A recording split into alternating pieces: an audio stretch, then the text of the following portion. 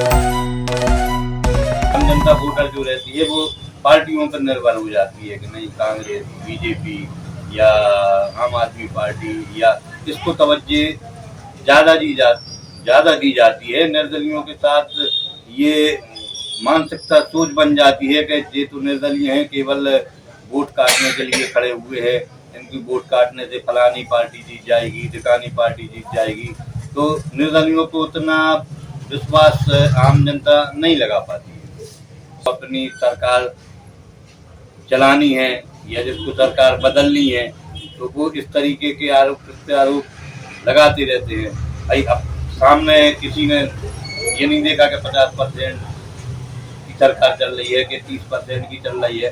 सरकार कोई भी आ जाए, कांग्रेस की आ जाए, उसमें भी यही होना है। आम आदमी पार्टी की आ जाए, उसमें भी यही होना है। क्योंकि आजकल बिना भ्रष्टाचार किए, बिना लेन देन दिए कोई भी जन्म से लेके मृत्यु तक कोई भी काम ऐसा नहीं है जो बिना घूस दिए हो जाए।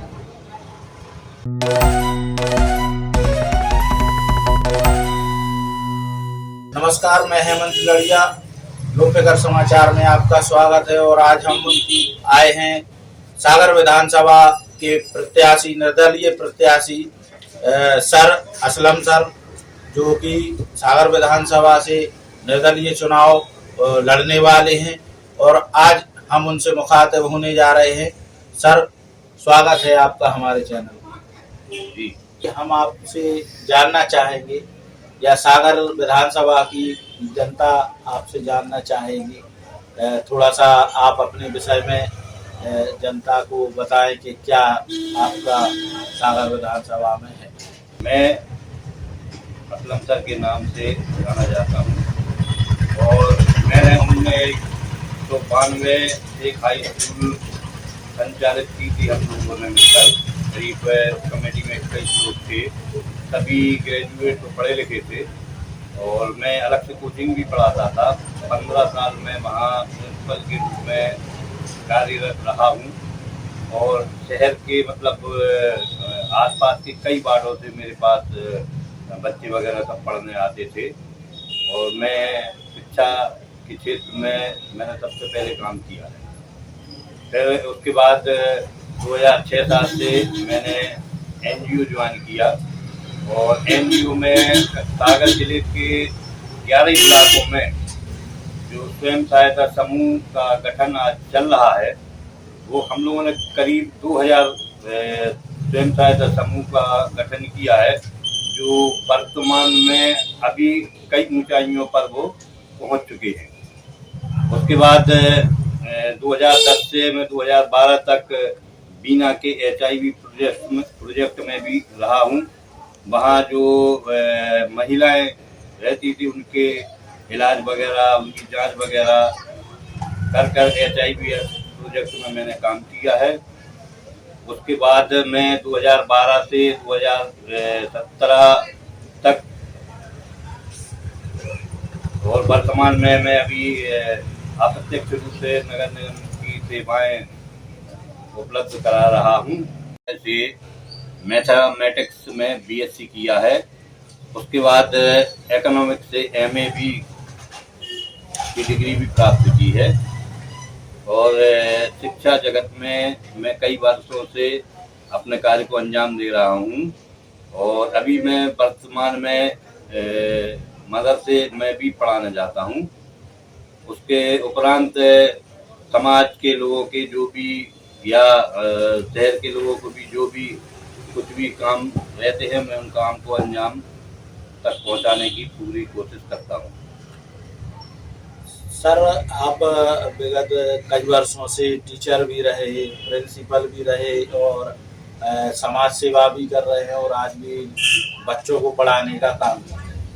तो राजनीति में आने का आपको कैसे अनुभव रहा, कैसा आपका रहा? मैं पहले मतलब 2090 के मतलब 2000 के पहले मैं कांग्रेस की कार्यकर्ता था और मैंने विठल भाई जी के साथ 120 दिन नालियां भी साफ की फिर उस पारिवारिक कारणों से मैंने फिर राजनीति छोड़ दी। उसके बाद अभी इन ऐसी समस्याओं को देखकर लोगों ने मतलब बोला, बताया, तो मैंने ये विधायकी का चुनाव लड़ने का कदम उठाया। मतलब आप निरंतर समाज सेवा से जुड़े हुए हैं जी और अपना कार्य निष्पक्ष रूप से कर रहे हैं जी। क्या देखते हैं कि सागर विधानसभा में विगत 40 साल से एक विशेष संप्रदाय या विशेष समाज को सीट दी गई है, ठीक है, तो कितना वो काम करा पाए हैं अभी तक, क्या देखा है? भाई क्या है, एक ही समाज है, उसको जो सीटें प्रदान दोनों पार्टियों से की जा रही हैं, पता नहीं क्या मतलब मानसिकता है पार्टियों की। काम तो बीजेपी के शासन में हुआ है, ये मतलब दूसरी बात नहीं है, काम तो उन्होंने किया है, मगर उसके उपरांत भी कई काम ऐसे रुके हुए हैं, जैसे सागर में कोई उद्योग का न लगना, कोई बड़ी फैक्ट्रियों का न लगना, और अन्य अदर कार्य हैं जो अभी तक संपूर्ण नहीं हो पाए हैं। तो क्या देखते हैं अभी सागर में कितना विकास रह गया है? सागर को यदि हम उद्योग की बात करें, मूलभूत सुविधाओं में उद्योग रोजगार आते हैं, कितना रोजगार प्रदान किया है विगत पिछली सरकार? वैसे तो देखा जाए तो रोजगार तो प्रदान किया है, लेकिन उद्योग सागर में अभी तक एक भी नहीं लग पाया है। यदि हम इसकी आवश्यकता है कि कम से कम सागर में उद्योग लगे, तो जो सागर की जनता या सागर के लोग यहाँ से भोपाल, इंदौर, ग्वालियर जो पलायन कर रहे हैं, वो पलायन रुक सके और उनको घर बैठे ही रोजगार प्राप्त हो सके। लंबे समय से सागर में विश्वविद्यालय की मांग है कि हमारे सागर में स्टेट यूनिवर्सिटी होनी चाहिए, तो क्या देखते हैं शिक्षा के क्षेत्र में कितना काम किया है? शिक्षा के क्षेत्र में जो पहले जो यूनिवर्सिटी सागर विश्वविद्यालय थी, तो आसपास सागर जिले और मतलब सागर संभाग के लोगों को उसका फायदा मिलता था, लेकिन जब से केंद्रीय विद्यालय हुआ है तब से सागर संभाग और सागर की जनता को उसका लाभ नहीं मिल पाया है। दूसरी प्रांतों के लोग, दूसरे प्रदेश के लोग आकर और अपनी योग्यता के अनुसार यहाँ पर उन्होंने अपना कब्जा जमा लिया है, और सागर की जो विद्यार्थी हैं उनको अन्य प्राइवेट कॉलेजों में एवं दूसरी कॉलेजों में एडमिशन लेकर और शिक्षा अपनी ग्रहण करनी पड़ रही है। क्या यह माना जाना चाहिए कि कुछ उद्योगपति अपने यूनिवर्सिटी और कॉलेज चला रहे हैं, इस कारण से सागर में एक यूनिवर्सिटी, स्टेट यूनिवर्सिटी नहीं दे रहे? अब ये तो मतलब अपन को ये जानकारी नहीं है कि कुछ उद्योगपति या ये यूनिवर्सिटी तो जो है केंद्रीय के माध्यम से चल रही है।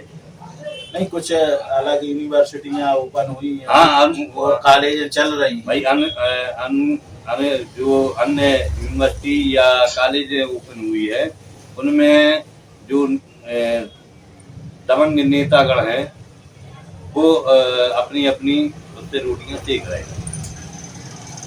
और यदि हम देखें कि विगत कुछ वर्षों में क्या कहते हैं कि महंगाई बहुत बढ़ी हुई है, तो महंगाई पे क्या आपका दृष्टिकोण? महंगाई जो है, महंगाई अपने मतलब पूरे प्रदेश में, पूरे देश में हर चीज में महंगाई बढ़ रही है। उसमें ये हो रहा है कि आम जनता को जो सरकारी योजनाएं दे रही है, जैसे लाडली बहना है, गैस है, या अन्य लाडली लक्ष्मी योजना है, इन सब चीजों का जो राशि वितरित की जाती है वो तमाम आम जनता की दिनचर्या या उनकी राशन पानी या उनकी उस चीजों से ही निकाल कर और मतलब आम जनता को या आम उनको सुविधाएं दी जा रही है। गरीब जनता कितनी परेशान है?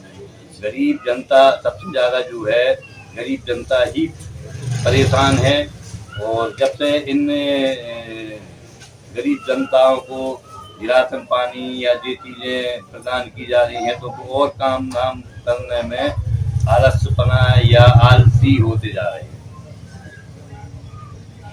यदि आप अभी वर्तमान समय में चुनाव लड़ रहे हैं, निर्दलीय प्रत्याशी हैं सागर विधानसभा, क्या देखते हैं, क्या चुनावी रणनीति आपकी रहेगी सागर विधानसभा को लेकर? भाई मेरी चुनावी रणनीति ये रहेगी कि आप ऐसे प्रत्याशी को चुने जो शिक्षित हो, लगनशील हो। आपकी चुनावी रणनीति क्या है? भाई हमारी चुनावी रणनीति ये है कि हम लोगों को इकट्ठा करें, उनको बताएं, उनको समझाएं और यही बोलें कि मतलब आप खुद अपने विवेक से ये पता लगा सकते हैं कि प्रत्याशी कौन सा अच्छा है, कौन सा अच्छा नहीं है। क्योंकि पार्टी आदमी लोग मतलब आम जनता वोटर जो रहती है वो पार्टियों पर निर्भर हो जाती है कि नहीं कांग्रेस, बीजेपी या आम आदमी पार्टी, या इसको तवज्जो ज़्यादा दी जाती है। निर्दलियों के साथ ये मानसिकता सोच बन जाती है कि ये तो निर्दलीय हैं, केवल वोट काटने के लिए खड़े हुए हैं, इनकी वोट काटने से फलानी पार्टी जीत जाएगी, ढिकानी पार्टी जीत जाएगी। तो निर्दलियों को उतना विश्वास आम जनता नहीं लगा पाती है।